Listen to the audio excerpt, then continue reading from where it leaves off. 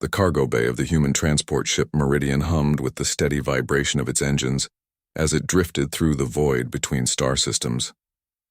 Captain Sarah Chen made her routine inspection rounds, flashlight cutting through the dimly lit storage areas filled with supply crates and emergency equipment.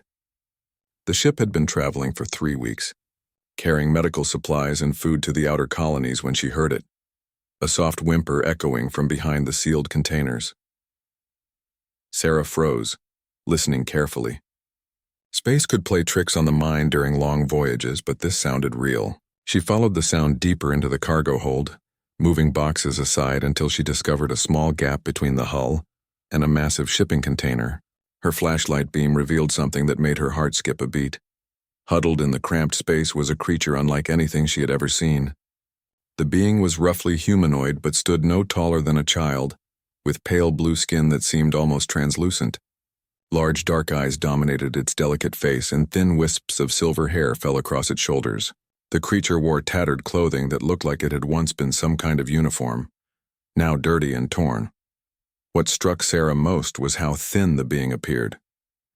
Its ribs were visible through the skin, and its limbs looked fragile as if they might snap under the slightest pressure.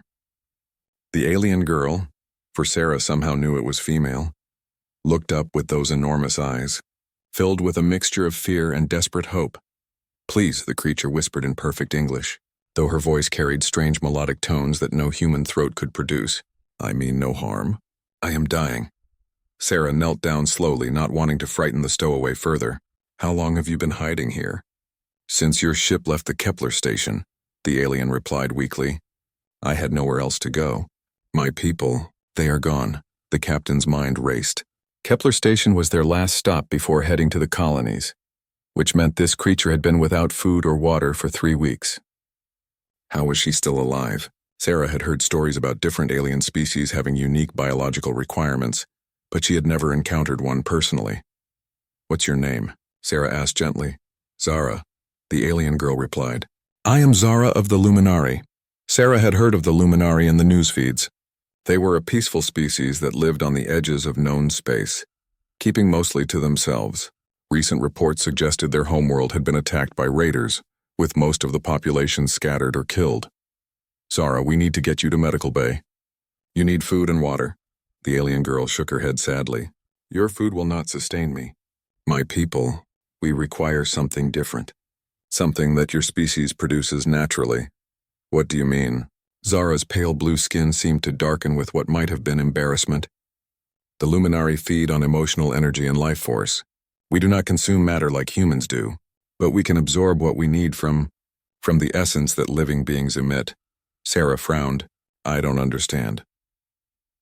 "When humans feel strong emotions, joy, sorrow, passion, even pain, you release energy that my people can sense and absorb. But it must be willingly given or it becomes toxic to us." Zara's voice grew weaker. "I have been trying to survive on the small amounts of ambient energy from your crew, but it is not enough. I am starving." The captain sat back on her heels processing this information. "So you're saying you need us to feel emotions for you to eat?" "More than that," Zara whispered. "The strongest energy comes from physical contact during moments of intense emotion. Love, passion, the connection between beings. What humans call intimacy produces a nectar of life force that is like the finest sustenance for my kind." Sarah felt her cheeks warm as she understood the implication. "You mean, I am not asking for anything forced or unwilling," Zara said quickly. "My people have always been careful to form genuine connections, but without some form of emotional and physical bonding, I will die within days." The captain looked at the fragile creature before her. Despite the bizarre nature of the situation, she felt a strong protective instinct. There was something innocent and pure about Zara, something that called out to Sarah's humanity. The crew, they would need to know. "I can't make this decision alone." "I understand," Zara said, closing her eyes. "I only ask that you not let them harm me. I have seen too much cruelty already." Sarah reached out slowly and gently touched Zara's hand. The alien girl's skin was surprisingly warm, and at the moment of contact, Sarah felt a strange tingling sensation, as if energy was flowing between them. Zara's eyes opened wide, and for the first time Sarah saw a hint of hope in them. "I felt that," Zara whispered. "Your kindness, your compassion. It gives me strength. The captain made her decision. Come on, let's get you cleaned up and fed properly. I have a feeling this crew is more understanding than you might expect. As Sarah helped Zara to her feet, she couldn't shake the feeling that this encounter would change everything for her ship and its crew. The galaxy was vast and full of wonders, but sometimes the most profound discoveries happened when you least expected them. And as they walked toward the ship's living quarters, Sarah found herself wondering what other surprises this strange and beautiful creature might bring to their lives. The Meridian continued its journey through space, its crew about to learn that survival sometimes required forms of connection they had never imagined possible. Captain Sarah Chen stood before her assembled crew in the main conference room, Zara sitting quietly beside her. The alien girl had cleaned up remarkably well, and in proper clothes borrowed from the ship's emergency supplies, she looked less like a stowaway and more like a displaced refugee. Her pale blue skin had regained some color after the brief contact with Sarah, but she was still clearly weak. The crew of 12 stared with a mixture of curiosity, concern, and wariness. Chief Engineer Marcus Rodriguez leaned forward in his chair, studying Zara with professional interest. Dr. Emily Watson, the ship's medic, looked fascinated from a scientific standpoint. Navigator Tom Jensen appeared skeptical, while Communications Officer Lisa Park seemed sympathetic. So let me get this straight, Marcus said slowly. She feeds on emotions? Emotional energy, Sarah corrected, along with life force that humans naturally emit, especially during moments of strong feeling or physical contact. And she's been hiding in our cargo bay for 3 weeks, Tom added. His tone suggesting he wasn't pleased about the security breach. Dr. Watson raised her hand. From a medical perspective, I'm intrigued. If her species truly absorbs bioelectric energy, rather than consuming physical matter, it would explain how she survived so long without food or water as we understand them. The question is, said Security Chief James Murphy, what do we do with her now?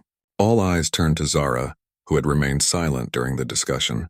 Sarah placed a gentle hand on the alien girl's shoulder, and once again felt that strange tingling sensation. This time she noticed that Zara's breathing became slightly less labored. May I speak? Zara asked softly. Sarah nodded encouragingly. Zara stood slowly, her large dark eyes moving around the room to make contact with each crew member. I understand your concern and suspicion. My people have encountered such reactions before when our needs became known, but I want you to know that I would never take what was not freely offered. How does it work exactly? Dr. Watson asked, her scientific curiosity overriding any discomfort. Strong emotions create energy fields around living beings, Zara explained. Joy, love, anger, fear. They all produce different types of sustenance. But the most nourishing energy comes from willing contact during moments of genuine connection. What humans call intimacy, whether emotional or physical, creates what we term life nectar. Intimacy. Tom repeated flatly. You mean sex? Zara's pale skin darkened slightly. Physical joining is one form, yes, but emotional intimacy can be equally nourishing. The key is that it must be genuine and freely given. Forced or false emotions are toxic to my people. Lisa Park spoke up. What happened to your species? We heard reports about attacks. Zara's expression grew pained. Raiders discovered our homeworld. They learned of our feeding requirements and tried to harvest us, to use us as weapons by forcing us to drain their enemies. When we refused, they began slaughtering us. Her voice broke slightly. I escaped on a cargo ship, but I was the only survivor. The room fell silent. Sarah watched as her crew processed this information, seeing compassion replace suspicion on many faces. How long can you survive without feeding? Dr. Watson asked gently. Perhaps 2 more days, Zara replied. The small contact with Captain Chen has helped, but I need more substantial nourishment soon. Marcus cleared his throat. So what are you asking from us? I ask only for the chance to earn my place among you, Zara said, standing straighter despite her obvious weakness. My people possess knowledge of technology, star charts of unexplored regions and abilities that could benefit your missions. In exchange, I would hope that some among you might be willing to share the gift of connection. What kind of abilities? Tom asked, his navigator instincts piqued. Zara closed her eyes and extended her hands. Suddenly, the lights in the conference room began to pulse rhythmically and the crew could feel a gentle vibration in the air. We can sense energy patterns across great distances, navigate by reading the life forces of star systems, communicate with technology in ways your science does not yet understand. The demonstration lasted only a few seconds before Zara swayed, clearly exhausted by the effort. Sarah caught her arm to steady her. "That's remarkable," Dr. Watson breathed. "The applications for space exploration and technology interface could be revolutionary." James Murphy, ever practical, asked, "And the downside? What risks are we taking?" "None," Zara said firmly. "My people cannot take energy by force. It would poison us. And we cannot read minds or control thoughts. We can only sense emotions and life force, and only absorb what is willingly shared." Sarah looked around the room, reading her crew's faces. She could see the internal struggle in many of them, the desire to help warring with uncertainty about the unusual nature of Zara's needs. "I'll volunteer," Lisa Park said suddenly, surprising everyone. "If it's just about emotional connection and maybe some physical contact, I don't see the harm. She seems genuine, and she obviously needs help."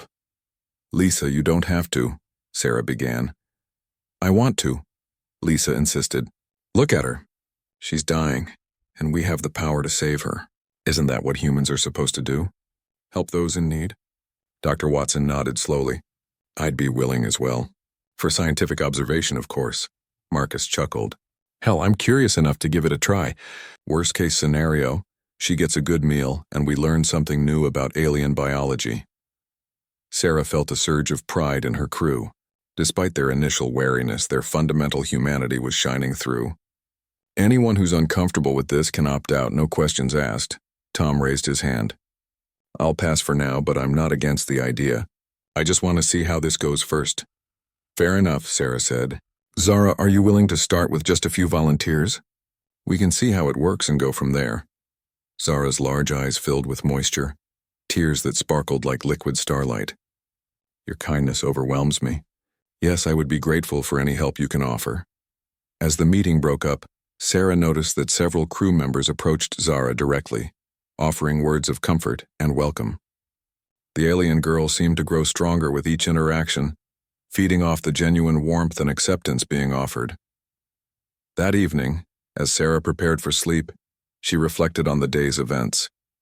Her ship now housed a member of an alien species with needs unlike anything in the known galaxy. But instead of feeling burdened, she felt oddly hopeful. Humanity's greatest strength had always been its capacity for compassion and adaptation. And tomorrow, they would discover just how far that compassion could extend. The next morning brought an unexpected energy to the Meridian. Lisa Park had volunteered to be the first to help Zara feed, and the entire crew was curious about how the process would work. Dr. Watson had set up monitoring equipment in the medical bay to observe the exchange, while Sarah ensured that Zara felt comfortable and safe. "Are you sure about this?" Sarah asked Lisa as they gathered in the medical bay. The communications officer was a confident woman in her 30s with short red hair and an adventurous spirit that had led her to join deep space missions. "I'm sure," Lisa replied with a gentle smile toward Zara. "Besides, I've always been curious about alien cultures. This is just more hands-on than most cultural exchanges." Zara sat on the edge of the medical bed, looking nervous but hopeful. Her pale blue skin seemed almost luminous under the bright medical lights, and her large dark eyes reflected both gratitude and uncertainty. "How do we begin?" Lisa asked, taking a seat beside her. "The connection must be natural," Zara explained softly. "Perhaps we could start by simply talking, getting to know each other. Emotional bonds create the strongest energy flow." Dr. Watson observed from her monitoring station as Lisa and Zara began to converse. They talked about their backgrounds, their hopes, their fears. Lisa shared stories about Earth and her family back home, while Zara described the beautiful crystal cities of her lost homeworld and the harmonious society of the Luminari. As they talked, something remarkable began to happen. The monitoring equipment showed increasing energy readings around both women, and Zara's vital signs began to strengthen. Her skin took on a healthier hue and her breathing became deeper and more regular. "It's working," Dr. Watson whispered to Sarah. "I'm reading increased bioelectric activity from both of them, but Zara appears to be absorbing excess energy that Lisa's body is naturally producing." After an hour of conversation, Lisa reached out and took Zara's hand. The moment their skin touched, both women gasped softly. Zara's eyes began to glow with a faint inner light, and Lisa reported feeling a warm, tingling sensation that was surprisingly pleasant. "This is incredible," Lisa breathed. "I can feel something passing between us, but it doesn't hurt. If anything, it feels, nice, like a gentle massage from the inside." Zara squeezed Lisa's hand gently. "Your kindness nourishes me more than you know. The energy you freely share is like pure sunlight to my people." Encouraged by the positive response, Lisa moved closer and put her arm around Zara's shoulders. The alien girl leaned into the embrace, and both women seemed to relax into the connection. Dr. Watson's instruments showed a steady flow of bioelectric energy from Lisa to Zara, but Lisa's readings remained stable and healthy. "How do you feel, Lisa?" Sarah asked with concern. "Fine. Actually, more than fine. It's like the feeling you get from helping someone you care about, but amplified. There's something deeply satisfying about it." They spent another hour in gentle physical contact, holding hands, embracing, and simply being present with each other. Zara grew visibly stronger while Lisa seemed energized rather than drained by the experience. When they finally separated, Zara looked like a completely different being. Her skin had a healthy glow. Her movements were fluid and graceful, and her eyes sparkled with renewed vitality. "Thank you," Zara said to Lisa, her voice now strong and melodious. "You have given me the gift of life itself." "It was my pleasure," Lisa replied, and she clearly meant it. "I had no idea helping someone could feel so good." Dr. Watson reviewed her data with growing excitement. "This is fascinating. Lisa, your hormone levels actually improved during the exchange. Endorphins, oxytocin, serotonin, all elevated to optimal ranges. And Zara's cellular activity has increased dramatically. So it's beneficial for both parties?" Sarah asked. "It appears so.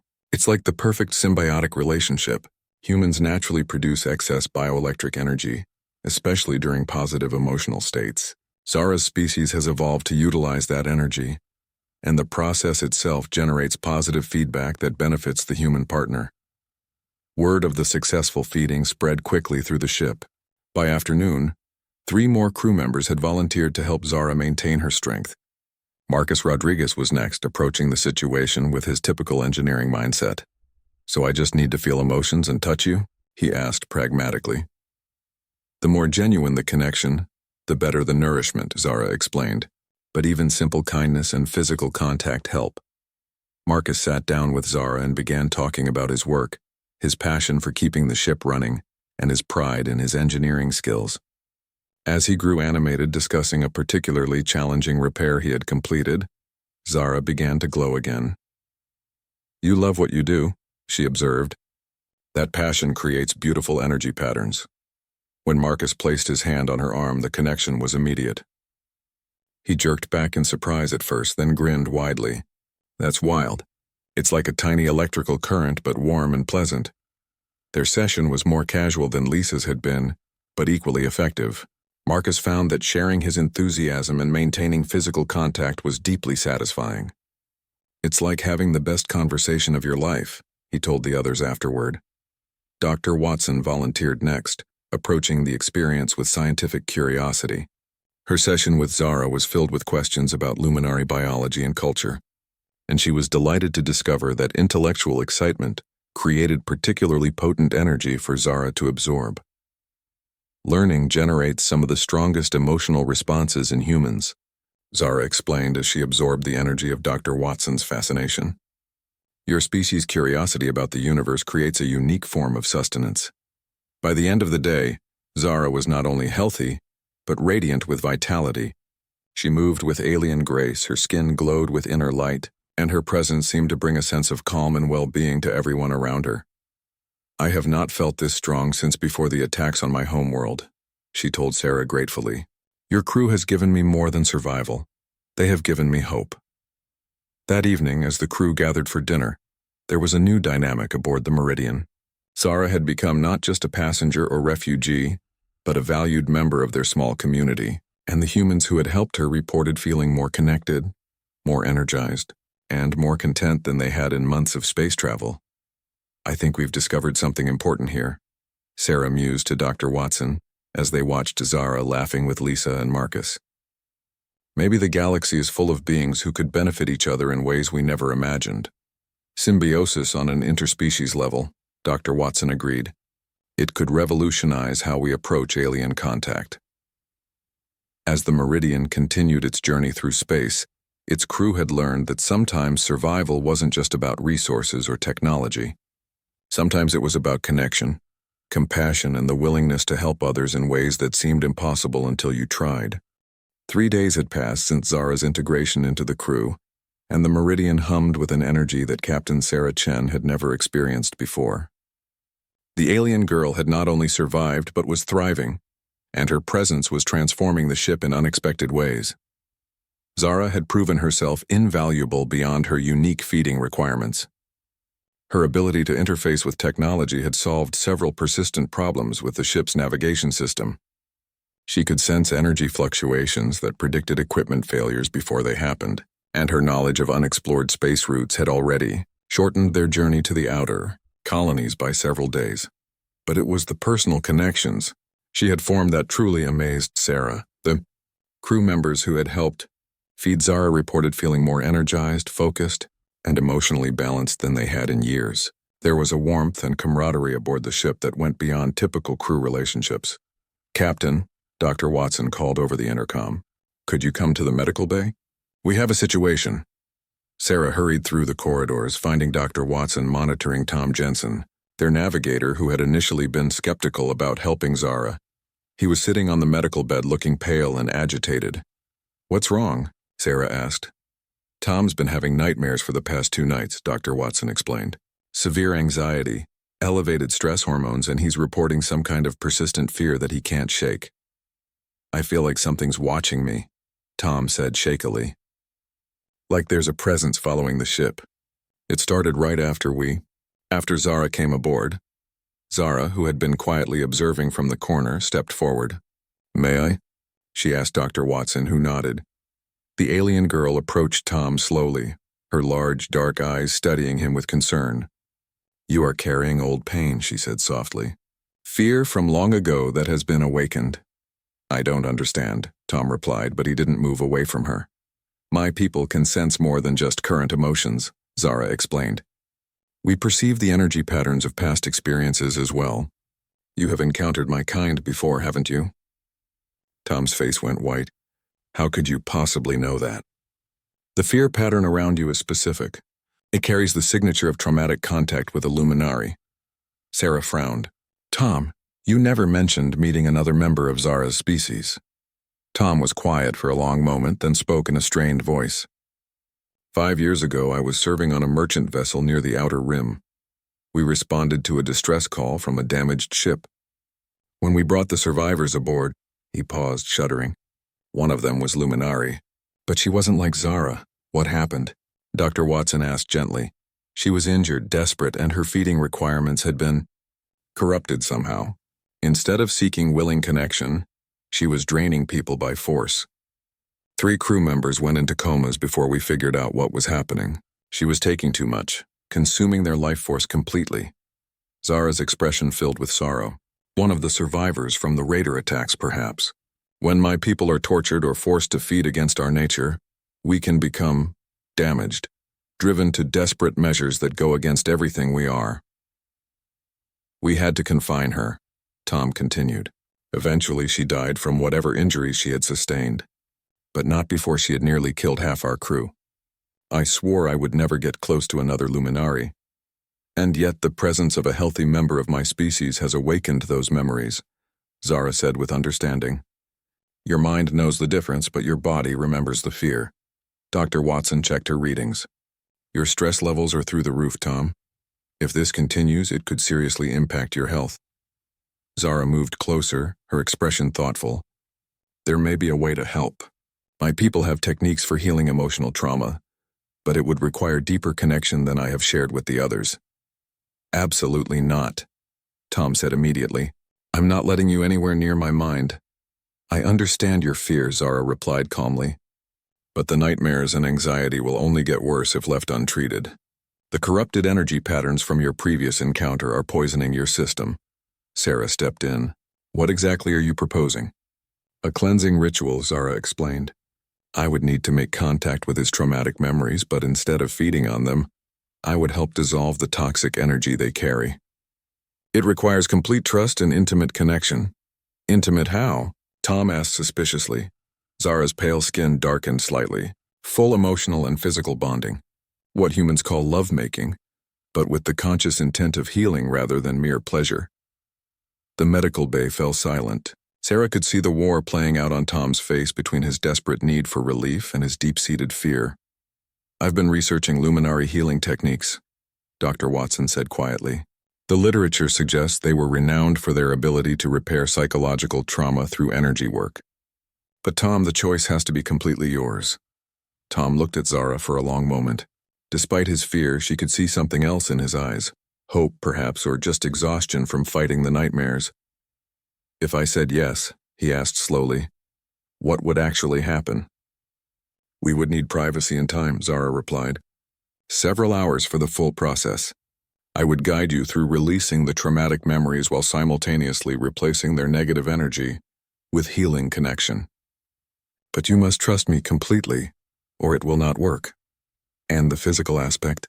Healing trauma of this depth requires the strongest possible energy exchange, Zara explained honestly. The life force generated through complete physical and emotional intimacy creates the most potent healing nectar my people can access. Tom closed his eyes, taking deep breaths. I can't keep living like this. The nightmares are getting worse every night. Sarah placed a supportive hand on his shoulder. Whatever you decide, we'll support you. After several long minutes, Tom opened his eyes and looked directly at Zara. If you think you can help me, I'm willing to try. Zara nodded solemnly. I promise you will come to no harm. My people exist to heal and nurture, not to take or destroy. Dr. Watson made notes on her datapad. I'll want to monitor both of your vital signs throughout the process. And Tom, if you change your mind at any point, just say so.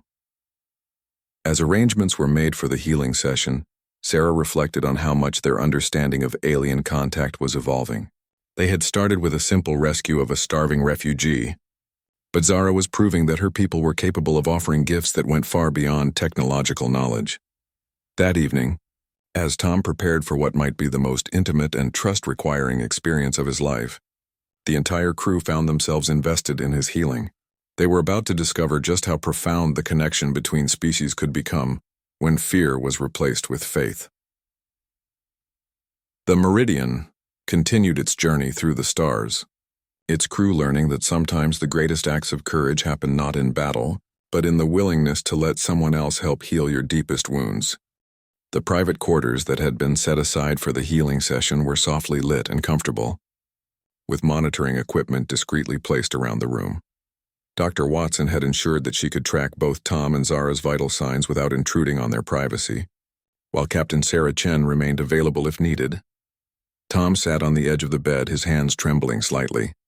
The nightmares had grown worse over the past few days, and he was desperate for relief, but the thought of intimate contact with a luminary still triggered waves of anxiety. Zara entered quietly, moving with the fluid grace that had become familiar to the crew. She had changed into simple, soft clothing and carried herself with serene confidence. Are you certain about this? She asked, settling into a chair across from him. Once we begin, it will be difficult to stop midway through the healing process.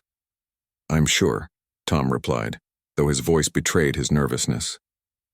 I just need to know what to expect. We will begin slowly, Zara explained gently. First, I will help you relax and center yourself. Then we will make contact with the traumatic memories, but you will not be alone with them. I will be there to absorb the negative energy and transform it. And the intimate part? Zara's large dark eyes were compassionate. Physical connection creates the strongest energy flow, but it must develop naturally. I cannot heal you if you are forcing yourself or feeling uncomfortable. The bonding must be genuine. Tom took a deep breath. Okay, I trust you. They began with meditation, Zara guiding Tom through breathing exercises that helped calm his racing heart. As his stress levels dropped, she moved her chair closer, eventually taking his hands in hers. The familiar tingling sensation began, but this time it was different. Instead of the pleasant warmth he had observed in others, Tom felt a gentle probing at the edges of his consciousness. I can sense the trauma, Zara whispered, It sits like a dark cloud in your energy field. But I also sense your strength, your courage, your fundamental goodness. Over the next hour, they talked through Tom's memories of that terrible encounter 5 years ago. Zara listened without judgment as he described watching his crewmates fall into comas, the desperate attempts to help the damaged Luminari, and his feelings of helplessness and fear. She was lost to madness, Zara said sadly. The raiders who attacked my people often forced us to drain energy until our minds broke. She would not have chosen to harm your crew. I know that intellectually, Tom replied, but my body still remembers the terror. Then let us teach your body to remember something else. Zara guided him to lie down, and slowly, carefully, began to make physical contact. Her hands on his shoulders, his arms, his chest. Each touch seemed to dissolve a little more of the tension he carried.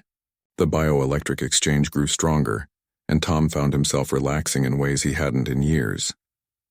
The healing energy is beginning to flow, Zara observed. How do you feel? Better, Tom admitted with surprise. The constant anxiety is fading. Good. But to reach the deeper trauma, we need deeper connection. What followed was unlike anything Tom had ever experienced. Zara's approach to intimacy was reverent, almost spiritual. Every kiss, every caress was infused with healing intent. As their physical connection deepened, Tom felt the traumatic memories losing their power over him. When they finally joined completely, the energy exchange became overwhelming in the best possible way. Tom could feel Zara drawing out years of accumulated fear and pain, transforming it into something clean and healing. The dark memories were still there, but they no longer carried the emotional charge that had been tormenting him. I can see it, Zara gasped as waves of healing energy flowed between them. The trauma is dissolving. Your natural strength is reasserting itself. Tom felt tears streaming down his face, but they were tears of relief rather than pain. For the first time in 5 years, the constant tension in his body was gone. The fear that had shadowed every day was lifting like fog in sunlight. They remained connected for hours, Zara carefully working through each traumatic memory, each layer of accumulated stress.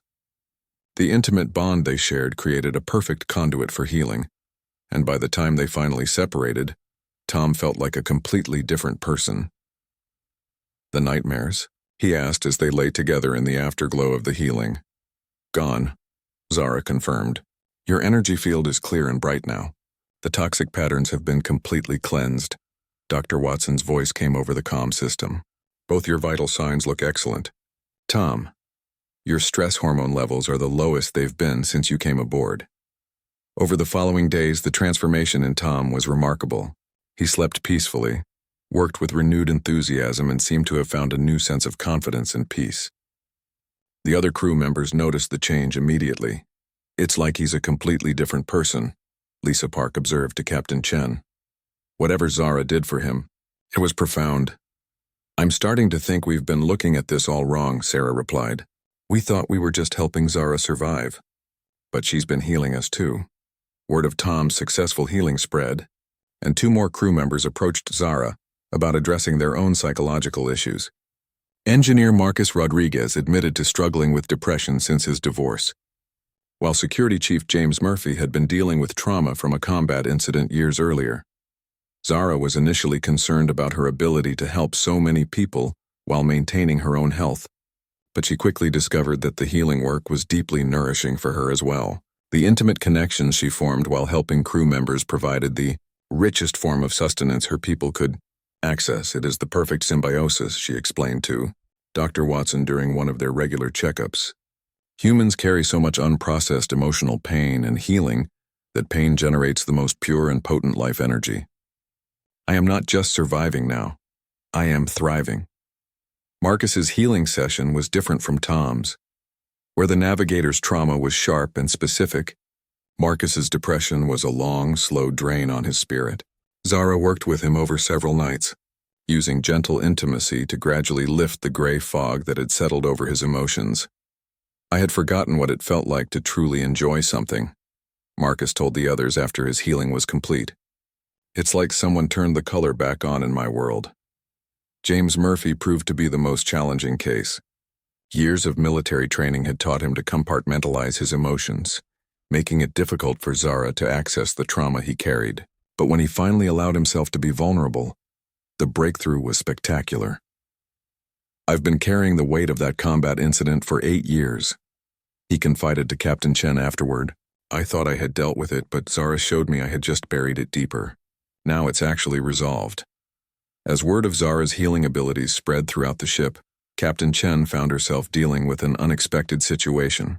Every crew member was eager to experience the profound healing that their colleagues had undergone, but she was concerned about the implications. "We need to be careful here," she told Dr. Watson during a private meeting. "I don't want this to become exploitative or to put undue pressure on Zara." "From what I can observe," Dr. Watson replied, "Zara is gaining as much from these connections as she's giving. Her vital signs have never been better, and she seems genuinely happy to help. But we're talking about intimate relationships with nearly our entire crew. That changes the dynamic of everything." Dr. Watson nodded thoughtfully.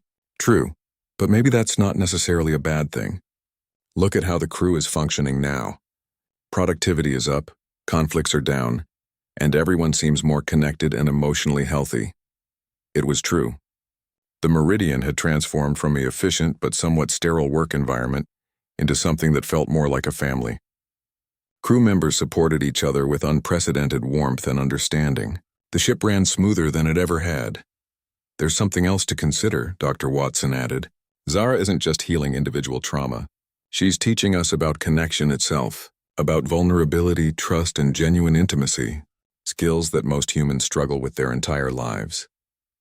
That evening, Captain Chen found herself alone with Zara in the observation lounge, watching the stars stream past through the large viewport.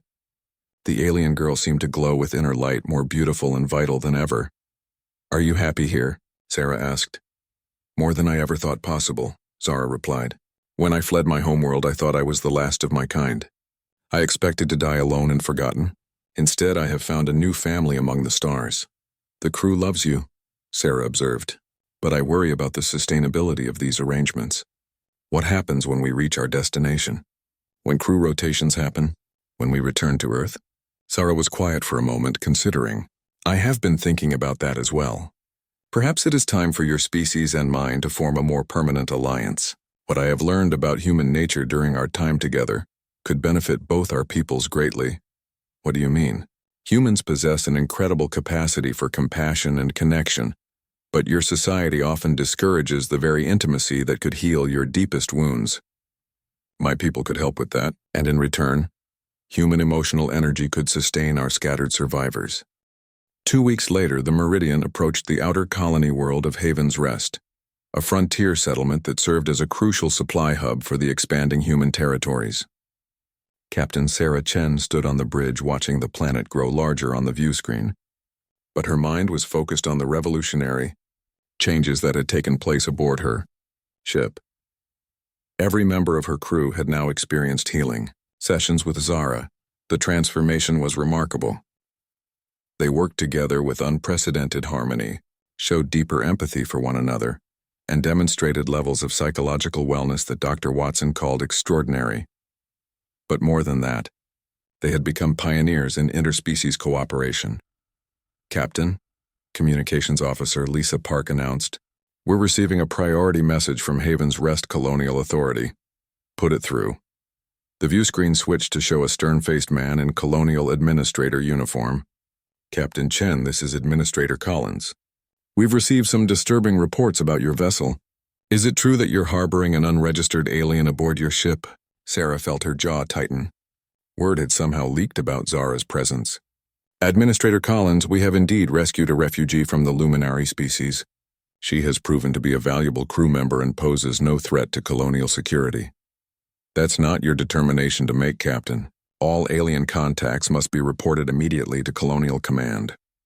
You'll submit to full inspection upon docking, and the alien will be transferred to our custody for proper evaluation." The transmission ended abruptly, leaving the bridge crew in tense silence. "They want to take Zara," Tom Jensen said quietly. His protective instincts toward the alien who had healed his trauma were obvious. "Over my dead body," Marcus Rodriguez added from the engineering station. Sarah looked around at her crew and saw the same determination in every face. Zara had become family, and they weren't going to let anyone harm her. Captain, Dr. Watson's voice came over the intercom. Zara needs to speak with you immediately. She says it's urgent. Sarah hurried to the medical bay where she found Zara looking troubled but resolute. The alien girl's skin was pale with worry, but her large dark eyes held steady determination. I heard the transmission, Zara said without preamble. They mean to study me, to learn how my people feed so they can weaponize us just like the raiders did. We won't let that happen, Sarah assured her. There is another way, Zara replied, but it will require a leap of faith from you and your crew. What do you mean? Zara moved to the viewport and gazed out at the approaching planet. What if we didn't hide what I am? What if we showed them exactly what my people can offer to humanity? I don't understand. The colonial administrator and his staff, they are undoubtedly carrying their own emotional burdens, their own traumas and stresses. What if I could demonstrate my healing abilities to them directly? Sarah frowned. That's incredibly risky. If they react badly, then we will deal with that when it happens. But, Captain, what we have discovered aboard this ship is too important to hide. The partnership between humans and Luminari could heal wounds that your species doesn't even realize it carries. Dr. Watson, who had been listening, stepped forward. She has a point, Sarah. The psychological benefits we've observed could revolutionize human mental health treatment. But it would require people to be very open-minded about unconventional approaches and intimate contact with alien beings, Sarah added. Most humans aren't ready for that. Then perhaps it is time to help them become ready, Zara said with quiet conviction. Over the next few hours, as the Meridian completed its approach to Haven's Rest, the crew worked together to plan their strategy. They would be completely honest about Zara and her abilities, but they would also be prepared to defend her if necessary. When they docked at the colonial station, Administrator Collins was waiting with a full security team. He was a middle-aged man with graying hair and the weathered look of someone who had spent years dealing with the hardships of frontier life. Captain Chen, he said curtly as he boarded the ship, where is the alien? Administrator Collins, Sarah replied formally.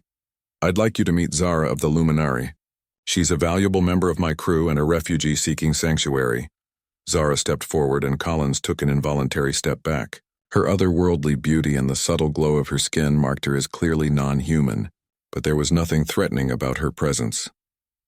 Administrator Collins, Zara said with a graceful bow. I understand your concerns about my presence here, but I hope to demonstrate that my people offer friendship and healing, not danger. Healing? Collins scoffed. What kind of healing could an alien possibly provide to humans? Dr. Watson stepped forward with her datapad. Administrator, I've documented remarkable improvements in psychological trauma, depression, anxiety disorders, and general emotional wellness among our crew. Zara's species has abilities that could benefit all of humanity. What kind of abilities? Zara looked directly into Collins' eyes and her expression grew compassionate. You carry great pain, Administrator. The loss of someone dear to you. A child, perhaps? The grief sits like a stone in your chest, making every day a struggle. Collins went pale. How could you possibly know that? My people can sense emotional energy patterns. I can see the trauma you carry from losing your daughter in the raider attacks 3 years ago. But I can also see your strength, your dedication to protecting others so they don't suffer as you have.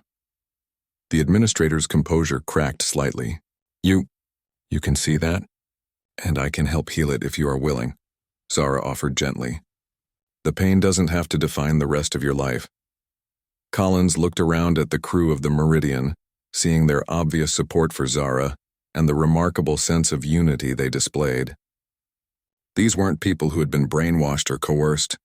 They were healthy, happy, and clearly protective of their alien crewmate. What would this healing involve? He asked quietly. Dr. Watson spoke up. Complete confidentiality, careful monitoring of all biological functions, and absolutely no pressure. If you're uncomfortable at any point, we stop immediately. Collins was quiet for a long moment, clearly wrestling with his grief and his duties as an administrator. Finally, he looked at Zara again. If I agreed to this, if it actually worked, what would you want in return? Sanctuary, Zara replied simply. A chance for my people's survivors to find homes among humans, and perhaps eventually a formal alliance between our species. You're talking about changing everything. Human-alien relations, our understanding of medicine and psychology, our social structures. Yes, Sarah said firmly. We are. Because what we've discovered is too important to keep hidden. Administrator Collins looked around at the crew one more time, then back at Zara. The weight of his decision was enormous. He was being asked to trust not just an individual alien, but to potentially reshape humanity's future. All right, he said finally. Show me what you can do. As they prepared for what might be the most important demonstration in the history of human-alien relations, the crew of the Meridian knew they were about to change the galaxy forever. The question was whether the change would be accepted or feared by the rest of humanity. 6 months later, Captain Sarah Chen stood before the United Earth Council in Geneva, preparing to deliver the most important testimony of her career.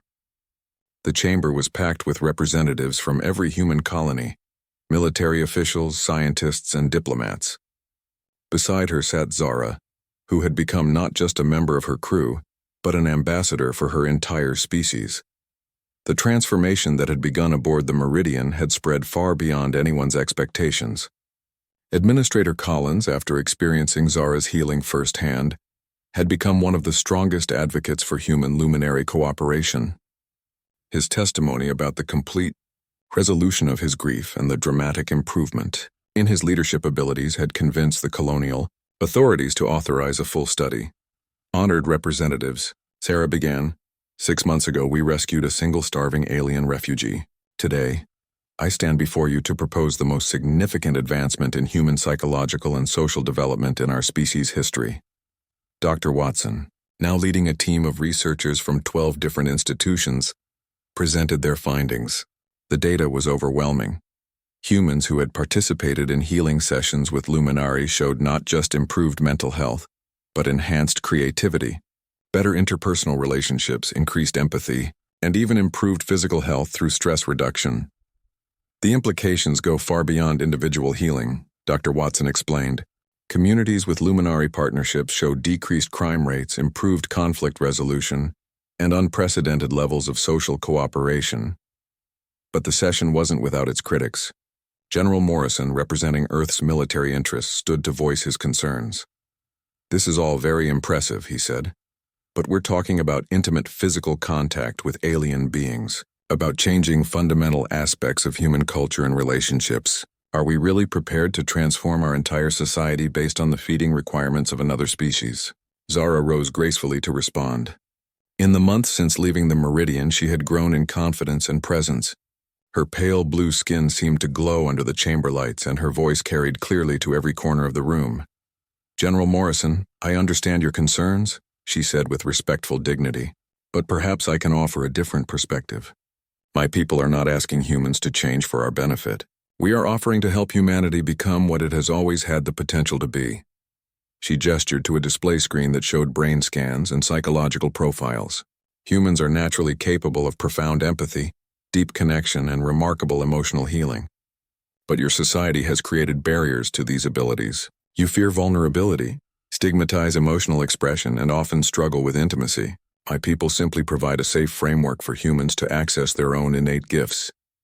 Representative Kim from the Asian colonies leaned forward. But the intimate nature of these interactions, surely you understand why many find this concerning. I do, Zara acknowledged. But consider this. Human couples who learn the connection techniques we teach report the strongest, most fulfilling relationships of their lives. Children raised in communities with luminary guidance show remarkable emotional intelligence and social skills. We are not corrupting human relationships. We are helping them reach their full potential. Tom Jensen, now serving as a liaison officer for the Human Luminary Cooperation Project, stood to add his testimony. I spent 5 years suffering from trauma that human medicine couldn't touch. Zara healed me completely in a single night. But more than that, she taught me about connection, trust, and vulnerability in ways that have transformed every relationship in my life. The debate continued for hours, but gradually, the tide began to turn. Representatives shared reports from their own colonies where small groups of luminary refugees had been quietly integrated. In every case, the results were positive, not just for the aliens who found sanctuary, but for the human communities that embraced them. Dr. Reyes from the Mars colonies presented perhaps the most compelling testimony. We have 7 Luminari individuals working with our Psychological Services Division. Our suicide rates have dropped by 70%. Our productivity is up 30%. And our colonists report the highest levels of life satisfaction in our recorded history. As the formal session concluded, Sarah found herself in private conference with the Council's leadership. The decision they were being asked to make would affect the future of both species. What you're proposing, Council President Martinez said slowly, is essentially a new form of civilization. Humans and Luminari living together, working together, healing together. Yes, Sarah replied simply, and the evidence suggests it would be better for everyone involved. But it would require fundamental changes in human culture. Our concepts of relationships, intimacy, even family structures might evolve. Zara spoke quietly. President Martinez, evolution is not something to fear. It is something to embrace. My people faced extinction, but working with humans has given us new purpose and new life. And humans working with us are discovering capabilities they never knew they possessed. The vote, when it came 3 days later, was closer than Sarah had hoped, but decisive enough to matter. The Human Luminary Cooperation Accord passed by a margin of 63%, authorizing the establishment of integration centers on 12 colony worlds and beginning what historians would later call the Great Symbiosis. A year after that vote, Sarah stood on the observation deck of the newly commissioned ship Unity, watching as the first mixed human luminary crew prepared for a deep space exploration mission. The vessel represented everything they had worked toward: true partnership between species, combining human determination and technological skill with luminary emotional wisdom and energy sensitivity. Zara joined her at the viewport, now wearing the uniform of a senior cultural officer in the newly formed Interspecies Cooperation Fleet. Do you ever wonder what would have happened if you had simply turned me over to the authorities when you found me in your cargo hold? Sarah smiled. I try not to think about it. Some paths are too terrible to contemplate, and yet it almost happened. The fear, the suspicion, the assumption that different must mean dangerous. But it didn't happen, Sarah pointed out. Humanity chose connection over fear. Not easily and not unanimously, but we chose it. They watched as the Unity powered up its engines, preparing to venture into unexplored regions of space with a crew that represented the best of both species. The ship carried explorers and scientists, but also healers and teachers who would spread the message of cooperation to whatever new civilizations they encountered. This is just the beginning, Zara observed. There are other species out there struggling with their own challenges, their own fears and traumas. Perhaps we can help them too. Sarah nodded, thinking about the reports already coming in from the integration centers. Humans and Luminari weren't just coexisting. They were thriving together in ways that neither species had achieved alone. Crime rates plummeted in integrated communities. Mental health indicators soared. Children raised with Luminari guidance showed remarkable emotional resilience and social skills. But perhaps most importantly, humans were learning to be more human, more connected, more compassionate, more willing to be vulnerable with one another. The healing that Zara's people provided was teaching humanity about its own capacity for love and growth. Do you know what I find most remarkable? Sarah mused as they watched the Unity disappear into hyperspace. We set out to save one starving alien girl. Instead, she saved us. Zara smiled, her large, dark eyes reflecting the starlight. Perhaps that is what salvation always looks like. Not one rescuing another, but two beings choosing to save each other. As the stars wheeled overhead and the galaxy stretched out before them, full of infinite possibilities for connection and discovery, Sarah knew that this was only the beginning of humanity's greatest adventure. They had learned that survival wasn't just about conquering space or developing technology. Sometimes survival was about having the courage to let someone else heal your deepest wounds, and finding the strength to heal theirs in return. The universe was vast and full of wonders, but the greatest wonder of all was the simple truth that no being had to face it alone.